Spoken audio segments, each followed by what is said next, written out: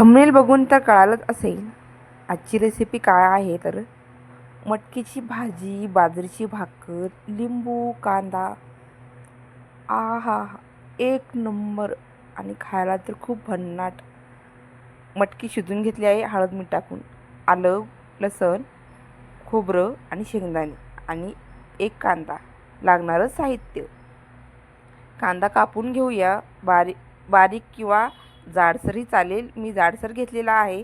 याची फ्लेम चालू केली, त्यावर तवा ठेवला. तवा गरम होताच त्यामध्ये मी थोडं तेल, कांदा आणि लसणाच्या पाकळ्या टाकून घेतल्या आहेत. एकसारखं कांदा परतून घ्यायचा, भाजून घ्यायचं छान.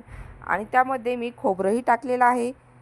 खोबरं, लसूण, आलं, शेंगदाणे हे जिन्नस भाजून घ्यायचे आणि पांढरे तिळही टाकलेले आहेत. एकसारखं भाजून घेतल्यानंतर हे आता वाटण आपण मिक्सरला बारीक करून घेणार आहोत. कढीपत्ता, कोथिंबीर, थोडीशी चिमूटभर हळद आणि चवीपुरतं मीठही ॲड करायचं, कारण की या मसाल्याला अजून छान टेस्ट आली पाहिजेत. मिश्रणात हळद मीठ टाकल्यामुळे रंगही छान येतो आणि खायला खूप छान चवही लागते. आता मिश्रण बारीक करून घेतलं आहे मिक्सरला. गॅसची फ्लेम चालू केली, त्यावर पातेलं ठेवून घेतलं. पातेले गरम होतात त्यामध्ये तेल ॲड करून घ्यायचं.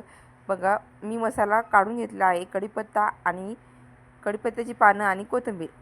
पातेलं गरम झाल्यानंतर त्यामध्ये तेल टाकून घेतलेलं आहे आणि मोहरी, जिरं बघा तडतडीत झाले. त्यानंतर त्यामध्ये मी घरचा मिरची मसाला टाकलेला आहे. एकदम फ्रेश आणि कलरसुद्धा आलेला आहे, कारण की हा मसाला मिरची मसाला तळून तेलात केला आहे, त्यामुळे याला खूप छान रंगही आहे, कलर. आता हे मसाले गरम झाल्यानंतर थोडं पाणी गरम ॲड करायचं आणि त्यामध्ये चवीपुरतं मीठ आणि हळद ॲड करायची आणि नंतर हा मसाला टाकून घ्यायचा, ॲड करून घ्यायचा आणि एकसारखं मिश्रण करून घ्यायचं. आता गॅसची फ्लेम कमी करायची आणि लागेल तसं पाणी ॲड करायचं. रस्सा घट्टही होतो आणि चवीला छानही लागतं. आणि या आता मटकीच्या भाजीसोबत गरम गरम भाकर करणार आहे. अशी खूप छान लागते, टेस्टी आणि मुलांना तर आवडेल अशी रेसिपी आहे. न कोणताही बाहेरचा मसाला वापरता घरच्या मसाल्यापासून झटपटीत होणारी मटकीची अशी पातळ रस्सा भाजी आणि बाजरीची भाकर खूप छान.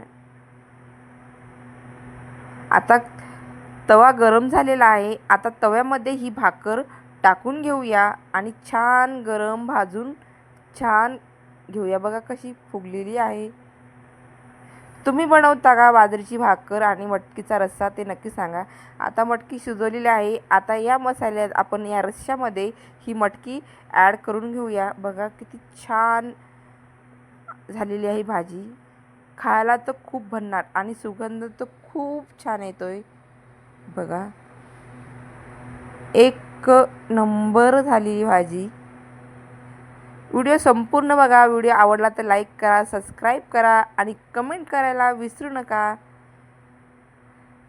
मटकीचा पातळ रस्सा आणि बाजरीची भाकर, कांदा आणि लिंबू, आहा, खूप भन्नाट रेसिपी आहे.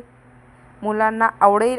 चटपटीत, झणझणीत आणि मसालेदार मटकी आणि मटकी भाकर.